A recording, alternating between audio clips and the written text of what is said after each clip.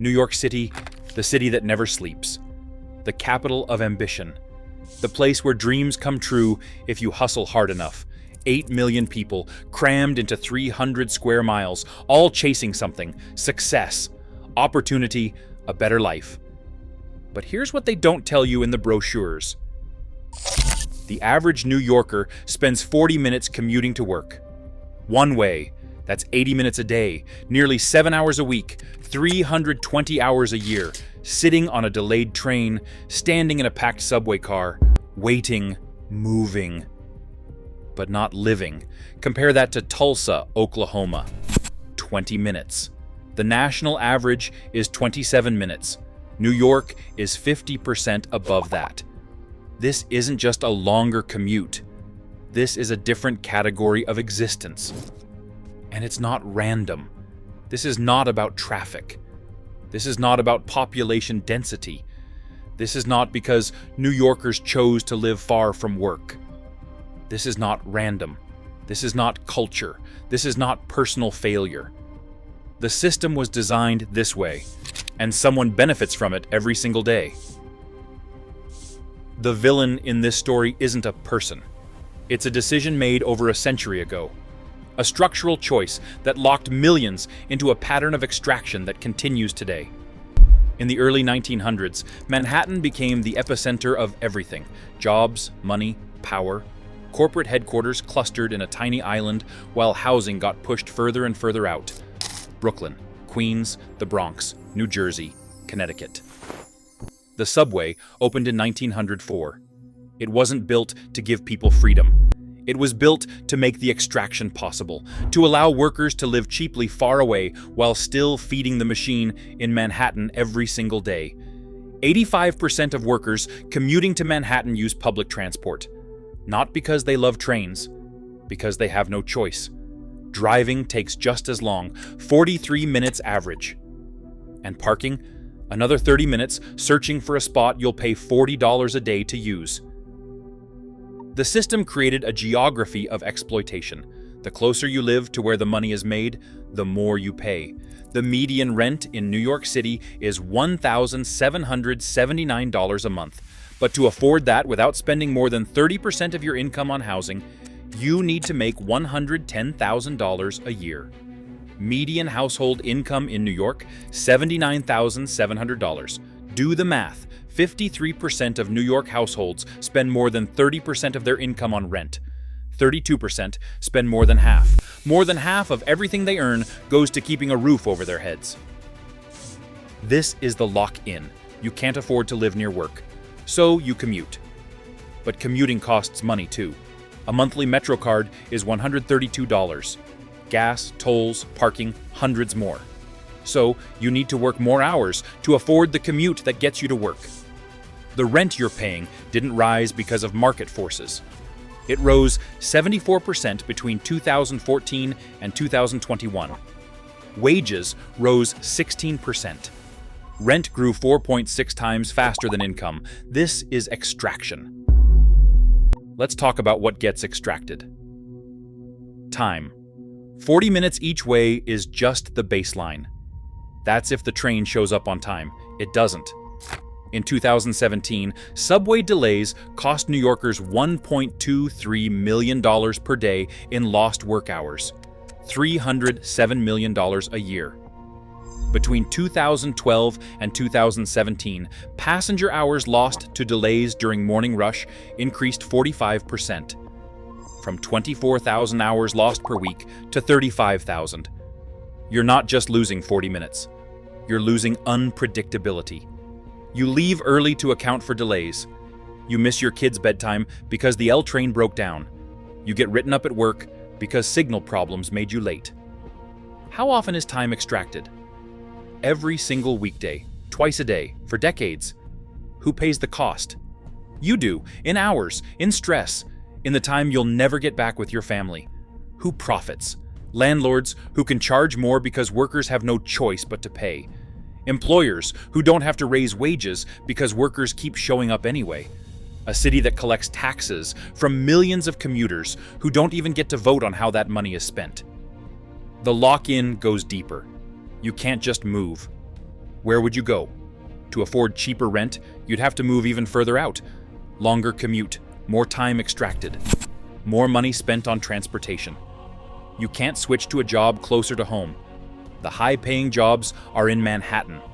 The opportunities are in Manhattan. Leave New York and you take a pay cut. Stay and you pay with your time. You can't change the system. The infrastructure is 100 years old. The Second Avenue subway took nearly a century to build. Projects that could reduce commute times crawl through bureaucracy and funding fights for decades. You'll be retired before anything improves. You're trapped. Changing is expensive. Escaping is impossible.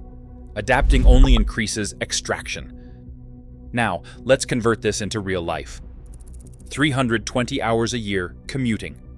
That's 13% of your waking hours spent in transit. Not working, not with family, just moving. Add the work itself. New Yorkers work an average of 43 hours a week, not 43. Combined with the commute, that's 49 hours a week, dedicated to work and getting to work. That's the highest in America. Multiply by 50 weeks. 2,450 hours a year, 102 full days. More than a quarter of the year. But wait, you're not done.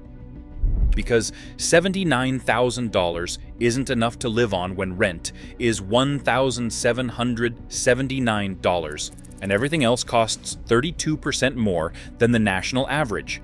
So you take a second job, gig work, Uber after your shift, freelance on weekends. No official data tracks this precisely, but 5 to 8% of American workers hold multiple jobs. In expensive cities like New York, it's higher, much higher. The teacher who tutors at night, the bartender who drives for delivery apps, the office worker with a weekend side hustle. When do you sleep? You don't. Not really. The average New Yorker goes to bed at midnight and wakes at 6 a.m. 6 hours. The city with the most sleep-deprived population in the world. When do you see your kids? You don't. Not on weekdays. They're asleep when you leave.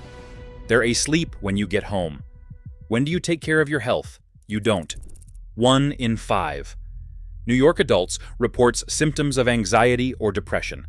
Chronic stress leads to hypertension, sleep disorders, weakened immune systems. You're too tired to exercise, too broke to eat well, too stressed to notice you're falling apart. This is your life, not in the future, not in theory, right now, today. 53 minutes on a train that smells like piss and desperation. 9 hours at a job that doesn't pay enough. 53 minutes back. 3 hours trying to be a person, eating, showering, pretending you have a life. 6 hours of sleep that isn't enough. Repeat, repeat, repeat.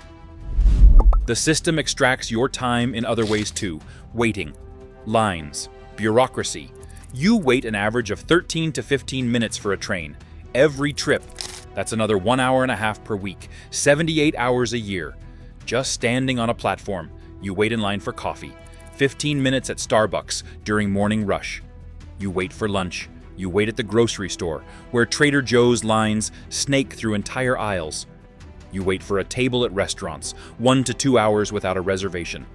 You wait at the DMV. 35 minutes on average if you have an appointment, 2 hours if you don't. You take a day off work to handle bureaucracy.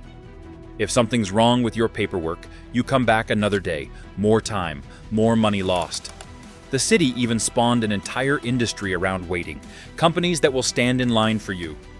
$25 for the first hour, $10 per half hour after that, plus overnight fees. Think about what that means. Time in New York has become so valuable that people pay others to wait for them. And time has become so worthless for some people that they'll sell hours of their life standing in line so someone else doesn't have to. The extraction is total. The extraction is constant. The extraction is everywhere. And you can't escape it. Because the entire city is designed around this model. High costs push you far from work. Distance forces long commutes. Long commutes require more income. More income requires more hours. More hours leaves less time. Less time means less ability to change anything. It's a closed loop, a perfect trap. The mythology makes it worse. The city that never sleeps. It sounds romantic. It sounds ambitious. It sounds like opportunity. It's a warning. The city never sleeps because it never lets you sleep. Because sleeping is time you're not producing, not consuming, not feeding the machine. If you can make it here, you can make it anywhere. Translation: if you can survive this level of extraction without breaking, you can survive anything. A New York Minute. The phrase dates back to 1870. Newspapers used it to describe the tumult and frenetic atmosphere of the city. It means time moves faster here. It means you have less of it. It means hurry up, always, forever. This is the culture. This is the brand. This is what you signed up for when you moved here. And the system loves that you bought it. Because as long as you believe the hustle is noble, you won't ask why you have to hustle so hard.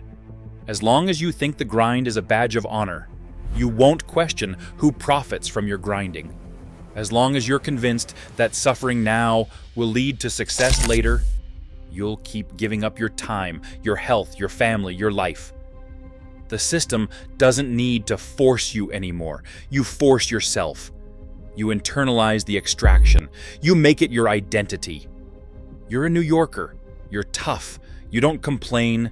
You don't slow down. You certainly don't leave. Leaving would mean admitting defeat. Admitting you couldn't make it. Admitting the dream was a lie. So you stay, and you lose more time, and more, and more. Until one day you're 55, and you realize you spent 30 years commuting. 9,600 hours on trains, 400 full days. More than a year of your life standing in subway cars. You spent 73,500 hours working, 3,062 full days, 8 years of your one and only life making someone else rich. You spent thousands more hours in lines, in traffic, in waiting rooms, in bureaucratic hell. And what do you have to show for it? An apartment you can barely afford, savings that won't cover retirement, health problems from decades of stress, kids who grew up barely knowing you. This is not a bug. This is the feature. New York extracts time from its residents because that's what it was designed to do. The geography extracts commute time, the cost of living. Extracts work time. The culture extracts rest time. The infrastructure extracts waiting time. Every hour you give is an hour someone else profits from. Your landlord, your employer, the city government, the system. And there is no solution coming. No policy change will fix this. No new subway line will save you. No raise will catch up to rent. No amount of personal optimization will get you ahead. Because the system doesn't want you ahead. It wants you exactly where you are. Productive, exhausted, trapped. You will work until you're too old to work. You will commute until your body breaks. You will sacrifice time with everyone you love for the privilege of surviving in a city that treats time as a resource to be extracted, refined, and sold. This is New York, not the postcard, not the movies, not the dream. This is the machine, and you are the fuel. Awareness, not comfort.